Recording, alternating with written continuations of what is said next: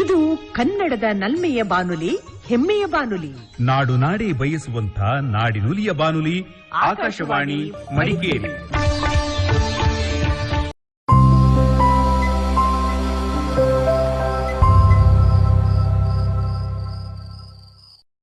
ಕಿಸಾನ್ ವಾಣಿ.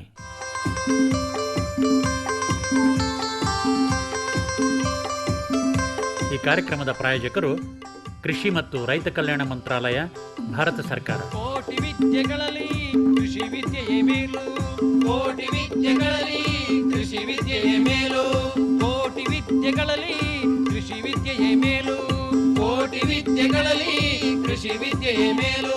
ಕೃಷಿತೋ ನಾಸ್ತಿ ದುರ್ಭಿಕ್ಷ, ಕೃಷಿತೋ ನಾಸ್ತಿ ದುರ್ಭಿಕ್ಷ, ಕೃಷಿತೋ ನಾಸ್ತಿ ದುರ್ಭಿಕ್ಷ, ಕೃಷಿತೋ ನಾಸ್ತಿ ದುರ್ಭಿಕ್ಷ.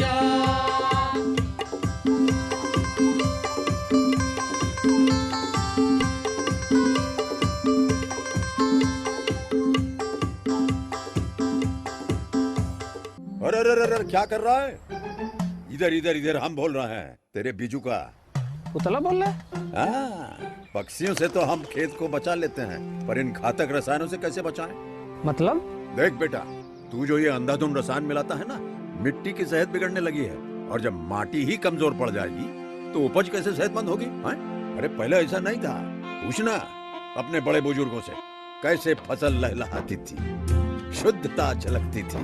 हाँ, माटी भी तंदुरुस्त और लोग भी। अरे पहली वाली बात कहाँ? पर अब तो सब यही डाले हैं। सब नहीं, आज भी लाखों जागरूक किसान परंपरागत विधि से फसल उगा रहे हैं। खर्चा कम और उपज की कीमत भी बेहतर पा रहे हैं। सच है? रे बेटे, एक्सपीरियंस से बता रहे हैं, धूप में बाल सफेद नहीं किए हैं। हाँ। ठीक है भाई, मैं भी आज से जैविक खेती शुरू करूंगा। माटी से प्रेम की परंपरा है, परंपरागत खेती।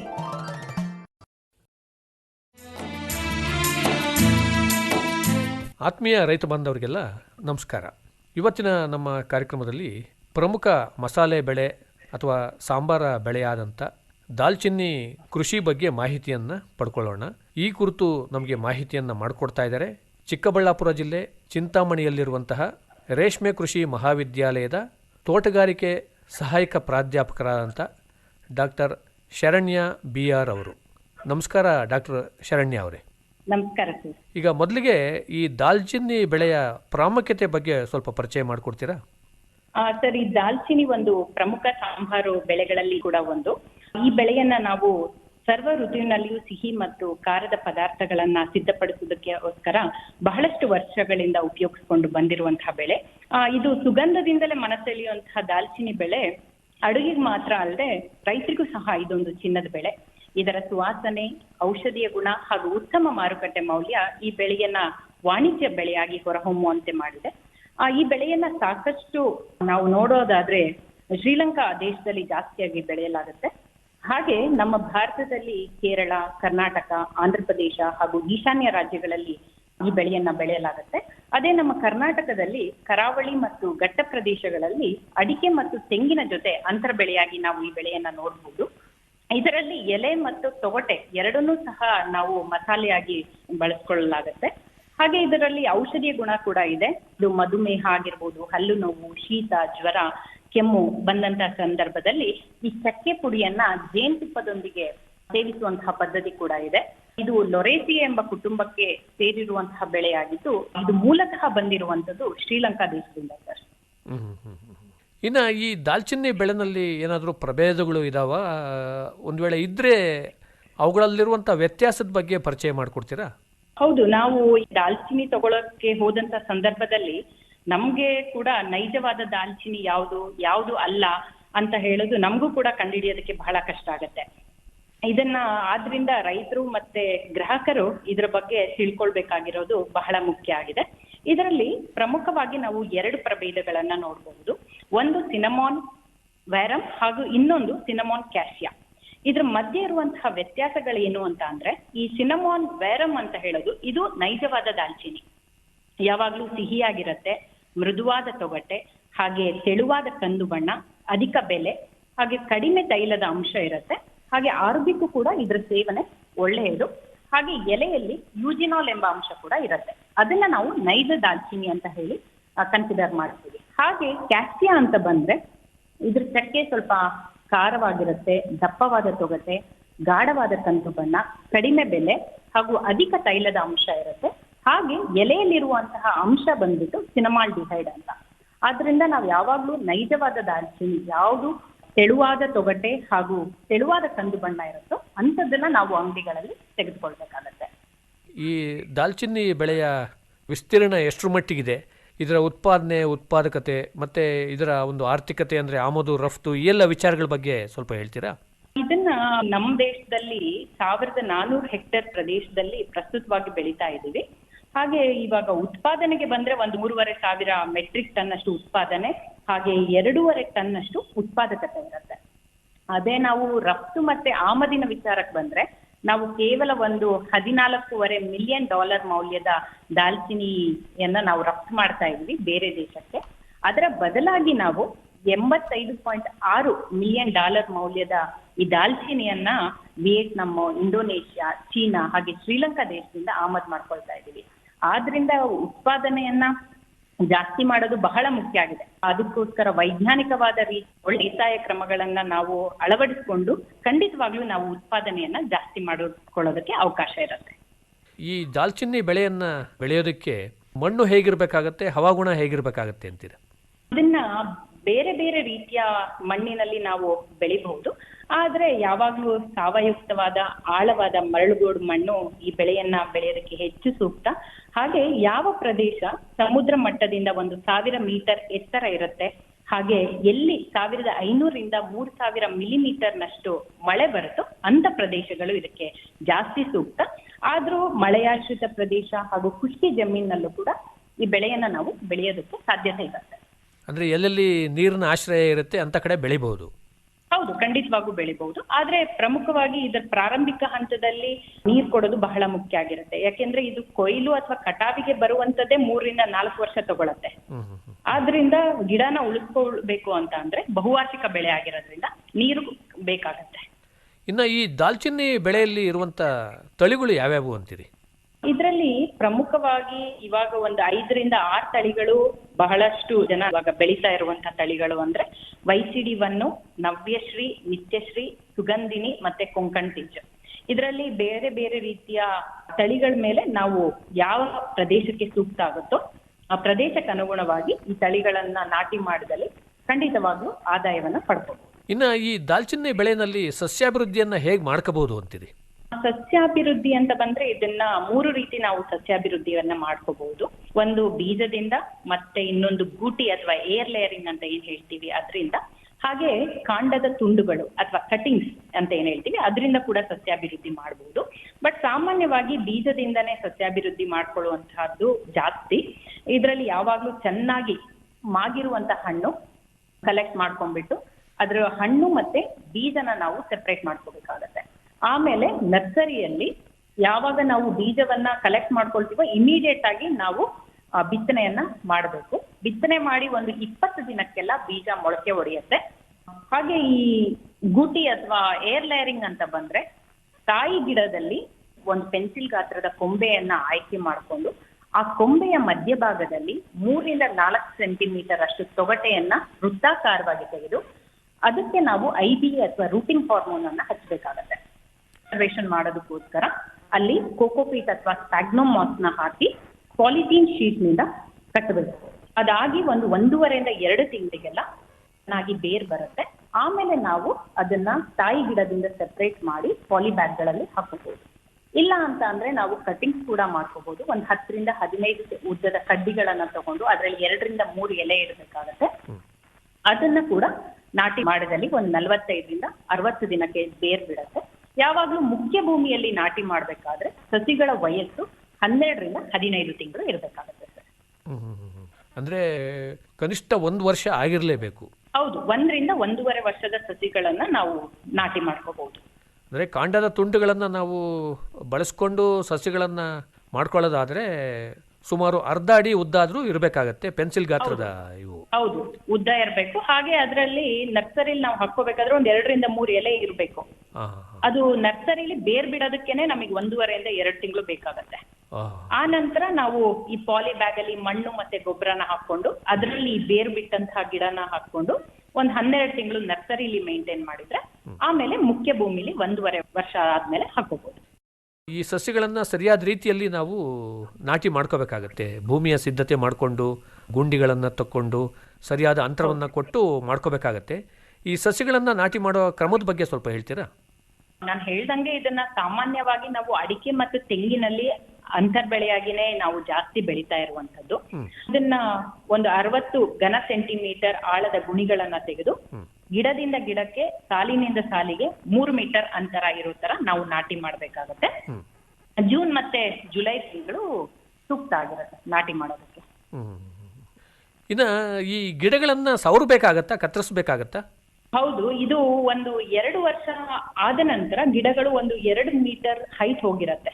ಅಂತ ಗಿಡಗಳನ್ನ ನೆಲಮಟ್ಟದಿಂದ ಒಂದು 15 ಸೆಂಟಿಮೀಟರ್ಗೆ ನಾವು ಕತ್ತರಿಸಬೇಕಾಗತ್ತೆ 2 ವರ್ಷದ ಗಿಡಗಳನ್ನ. ಆ ರೀತಿ ನಾವು ಕತ್ತರಿಸಿದಾಗ ನೆಲಮಟ್ಟದಿಂದ ಕೂಳೆಗಳು ಬರುತ್ತೆ, ಬೇರೆ ಬೇರೆ ಕೊಂಬೆಗಳು ಬರುತ್ತೆ. ನಮಗೆ ಕೊಂಬೆಗಳು ಜಾಸ್ತಿ ಆದಷ್ಟು ಇಳುವರಿ ಜಾಸ್ತಿ ಆಗತ್ತೆ. ಯಾಕೆಂದ್ರೆ ನಮ್ಗೆ ಇಲ್ಲಿ ಬೇಕಾಗಿರುವಂತದ್ದು ತೊಗಟೆ ಮತ್ತೆ ಎಲೆಗಳು. ಆದ್ದರಿಂದ ಈ ಕಾಪಿಸಿಂಗ್ ಅಥವಾ ಗಿಡಗಳನ್ನ ಸವರೋದು 2 ವರ್ಷದ ಗಿಡಗಳನ್ನ ನಾವು ಸವರಬೇಕಾಗತ್ತೆ. ಅಂದ್ರೆ ಹೆಚ್ಚೆಚ್ಚು ಕೂಳೆಗಳು ಬಂದಾಗೆ ನಮಗೆ ಹೆಚ್ಚು ಲಾಭ ಆಗುತ್ತೆ.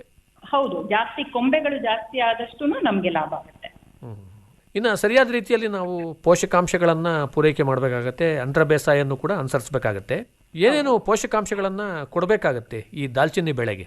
ಒಂದು ಕೊಟ್ಟಿಗೆ ಗೊಬ್ಬರ 6 ವರ್ಷದ ನಂತರದ ಗಿಡಗಳಲ್ಲಿ, ಅಂದ್ರೆ ಇದು ಬಹುವಾರ್ಷಿಕ ಬೆಳೆ ಆಗಿರೋದ್ರಿಂದ ಅಂತ ಸಮಯದಲ್ಲಿ ಏನಾಗತ್ತೆ ಅಂದ್ರೆ ಕೊಟ್ಟಿಗೆ ಗೊಬ್ಬರ ಒಂದು 20 ರಿಂದ 25 ಕೆಜಿ ಕೊಟ್ಟಿಗೆ ಗೊಬ್ಬರ, ಪ್ರತಿ ಗಿಡಕ್ಕೆ 200 ಗ್ರಾಂ ಸಾರಜನಕ, 180 ಗ್ರಾಂ ರಂಜಕ, ಹಾಗೆ ಒಂದು 225 ಗ್ರಾಂ ಪೊಟ್ಯಾಶ್ ನ ಕೊಡ್ಬೇಕಾಗತ್ತೆ. ಅದು ವರ್ಷದಲ್ಲಿ ನಾವು 2 ಬಾರಿ ಕೊಡ್ಬೇಕು. ಒಂದು ಮೇ ಮತ್ತೆ ಜೂನ್ ತಿಂಗಳಲ್ಲಿ, ಹಾಗೆ ಮತ್ತೊಂದು ಸೆಪ್ಟೆಂಬರ್ ಮತ್ತೆ ಅಕ್ಟೋಬರ್ ತಿಂಗಳಲ್ಲಿ ಗೊಬ್ಬರವನ್ನ ಕೊಡ್ಬೇಕಾಗತ್ತೆ ಸರ್. ಮತ್ತೆ ಅಂತರ ಬೇಸಾಯ ಏನಾದ್ರೂ ಮಾಡ್ಬೇಕಾಗತ್ತ? ಅಂತರ ಬೇಸಾಯ ಅಂತಂದ್ರೆ ಯಾವಾಗ್ಲೂ ಸ್ವಲ್ಪ ಕಳೆಗಳ ನಿರ್ವಹಣೆ ಮಾಡ್ಕೋಬೇಕಾಗತ್ತೆ. ಮತ್ತೆ ಗೊಬ್ಬರ, ನೀರು, ರೋಗ ಮತ್ತೆ ಕೀಟಗಳ ಬಗ್ಗೆ ಗಮನ ಇರ್ಬೇಕಾಗತ್ತೆ ಸರ್. ಅದು ಬಿಟ್ರೆ ಜಾಸ್ತಿ ನಿರ್ವಹಣೆ ಮಾಡುವಂತ ಅವಶ್ಯಕತೆ ಏನೂ ಇಲ್ಲ ಈ ಬೆಳೆಗೆ. ಕಳೆ ತೆಗೆಯೋದು ಇಂಥದ್ದು ಹೆಚ್ಚು ಅಗತ್ಯ ಆಗಲ್ಲ ಅಂತಾರ? ಇಲ್ಲ ಇಲ್ಲ, ಅಷ್ಟೇನಾಗಲ್ಲ. ಯಾಕೆಂದ್ರೆ ಇದು 3 ರಿಂದ 4 ವರ್ಷಕ್ಕೆ ನಾವು ಕಟಾವಿಗೆ ಬಂದ್ಬಿಡತ್ತೆ. ನಾವು ಬೇರೆ ಬೆಳೆ ಜೊತೆ ಬೆಳೆಯೋದ್ರಿಂದ ಬೇರೆ ಬೆಳೆಗೆ ಸ್ವಲ್ಪ ಕಳೆ ತೆಗೆಯೋದು, ನೀರ್ ತೆಗೆಯೋದು, ಗೊಬ್ಬರ ಹಾಕೋ ಸಮಯದಲ್ಲಿ ಇದಕ್ಕೂ ಮಾಡಿದ್ರೆ, ಅಂದ್ರೆ ಇದಕ್ಕೋಸ್ಕರನೇ ಸ್ಪೆಷಲ್ ಆಗಿ ನಾವು ಗಮನ ಇಟ್ಟು ಮಾಡುವಂತದ್ದು ಏನು ಇಲ್ಲ. ಇದ್ರಲ್ಲಿ ಒಂದೇ ಒಂದು ನಾವು ಗಮನದಲ್ಲಿ ಇಟ್ಕೋಬೇಕಾಗಿರೋದು ಕಾಪಿಸಿಂಗ್ ಅಥವಾ ಗಿಡ ಸವರೋದು ಒಂದನ್ನ ನಾವು ಗಮನದಲ್ಲಿ ಇಟ್ಕೋಬೇಕಾಗತ್ತೆ. ಈಗ ನೀರನ್ನು ಎಷ್ಟು ದಿನಕ್ಕೊಂದ್ಸರಿ ಕೊಡ್ಬೇಕಾಗತ್ತೆ ನಾವು ಹನಿ ನೀರಾವರಿ ವ್ಯವಸ್ಥೆ ಮಾಡ್ಕೊಂಡ್ರೆ? ಹನಿ ನೀರು 3 ರಿಂದ 4 ದಿನಕ್ಕೆ ನೀರ್ ಕೊಡ್ಲೇಬೇಕಾಗತ್ತೆ. ಪ್ರಾರಂಭಿಕ ಹಂತದಲ್ಲಿ 3 ರಿಂದ 4 ದಿನಕ್ಕೆ ಕೊಡ್ಬೇಕಾಗತ್ತೆ. ಆಮೇಲೆ 1.5-2 ವರ್ಷದ ಗಿಡಗಳಾದ್ಮೇಲೆ 1 ವಾರಕ್ಕೆ ನೀರ್ ಕೊಟ್ರೆ ಸಾಕಾಗತ್ತೆ, 1 ವಾರಕ್ಕೊಂದ್ಸಲ. ಇನ್ನು ಸಸ್ಯ ಸಂರಕ್ಷಣೆ ವಿಷಯಕ್ಕೆ ಬಂದ್ರೆ ಈ ದಾಲ್ಚಿನ್ನಿ ಬೆಳೆಯನ್ನ ಕಾಡುವಂತ ಕೀಟ ಪೀಡೆಗಳು ಯಾವ್ಯಾವು ಅಂತೀರಿ? ಇದರಲ್ಲಿ ಪ್ರಮುಖವಾಗಿ ಹಣ್ಣು ಕೊರೆಯೋ ಹುಳ, ಮತ್ತೆ ಎಲೆ ಸುರಂಗ ಕೀಟ, ಮತ್ತೆ ಎಲೆ ತಿನ್ನುವ ಹುಳುಗಳನ್ನ ನಾವು ನೋಡ್ಬೋದು. ಇದರ ಹತೋಟಿಗೆ ಬಂದ್ರೆ ಕ್ವಿನಾಲ್ಫಾಸ್ ಅಂತ ಕೆಮಿಕಲ್ ಸಿಗತ್ತೆ. ಅದನ್ನ ಒಂದು 2 ml 1 ಲೀಟರ್ ನೀರಲ್ಲಿ ಮಿಶ್ರಣ ಮಾಡಿ ಸಿಂಪಡಣೆ ಮಾಡ್ಕೋಬಹುದು.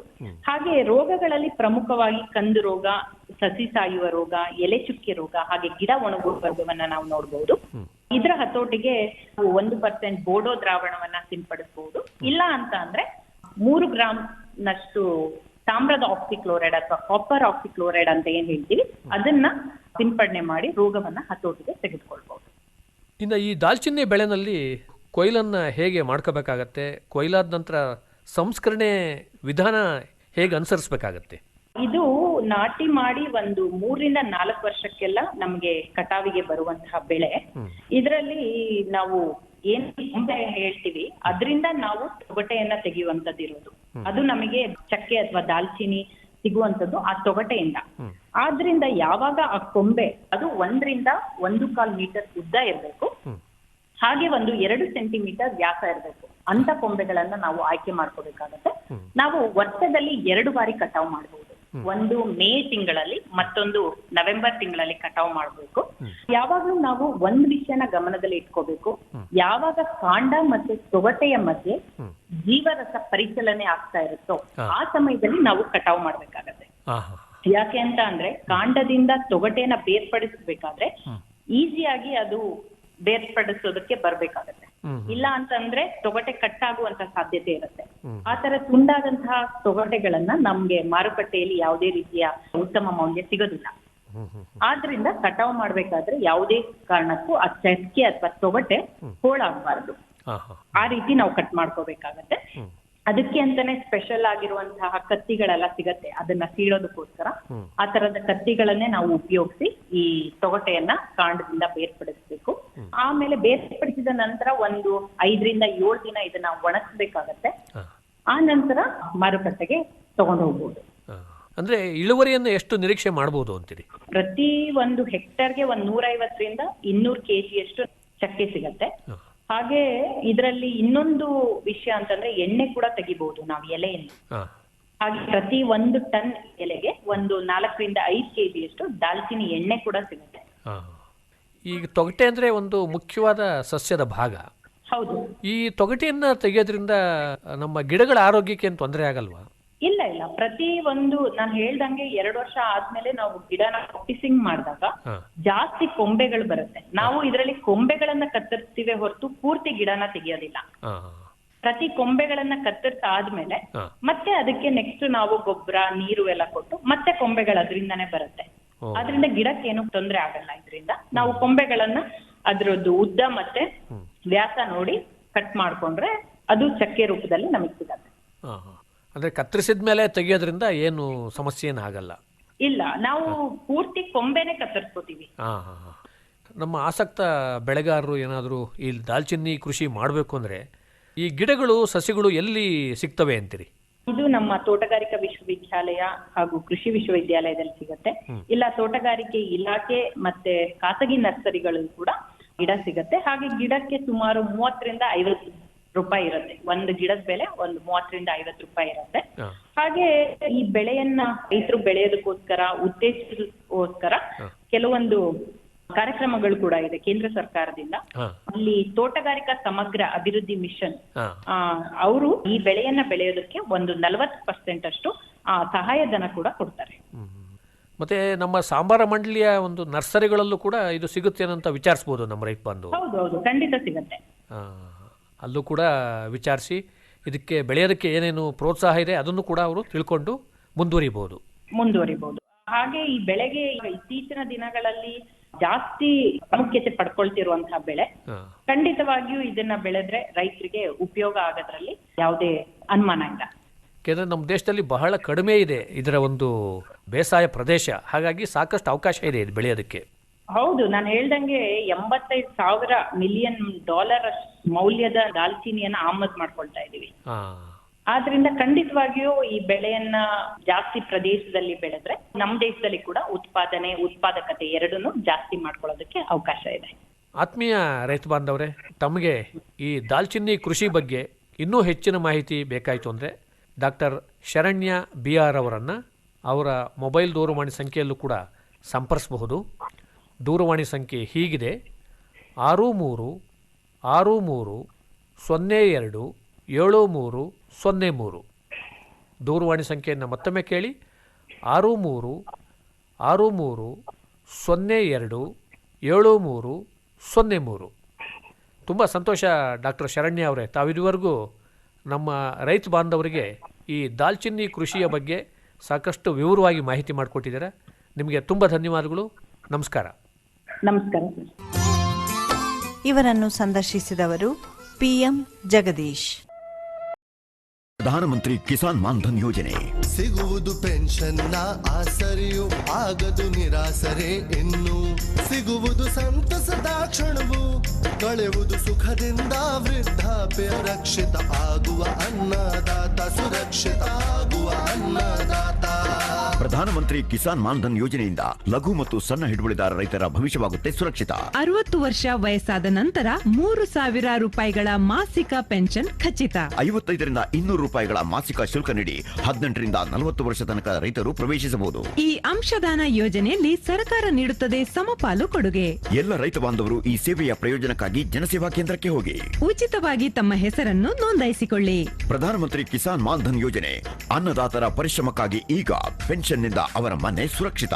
ಕೃಷಿ ಮತ್ತು ರೈತ ಕಲ್ಯಾಣ ಖಾತೆ ಭಾರತ ಸರ್ಕಾರದ ವತಿಯಿಂದ ಜನಹಿತಕ್ಕಾಗಿ ಜಾರಿ. ಇದುವರೆಗೆ ಕಿಸಾನ್ ವಾಣಿ ಕೇಳಿದಿರಿ.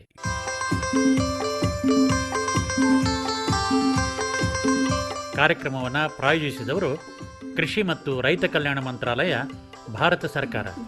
ಕೋಟಿ ವಿದ್ಯೆಗಳಲ್ಲಿ ಕೃಷಿ ವಿದ್ಯೆಯೇ ಮೇಲು. ಕೋಟಿ ವಿದ್ಯೆಗಳಲ್ಲಿ ಕೃಷಿ ವಿದ್ಯೆಯೇ ಮೇಲು. ಕೋಟಿ ವಿದ್ಯೆಗಳಲ್ಲಿ ಕೃಷಿ ವಿದ್ಯೆಯೇ ಮೇಲು. ಕೋಟಿ ವಿದ್ಯೆಗಳಲ್ಲಿ ಕೃಷಿ ವಿದ್ಯೆಯೇ ಮೇಲು. ಕೃಷಿತೋ ನಾಸ್ತಿ ದುರ್ಭಿಕ್ಷ. ಕೃಷಿತೋ ನಾಸ್ತಿ ದುರ್ಭಿಕ್ಷ. ಕೃಷಿತೋ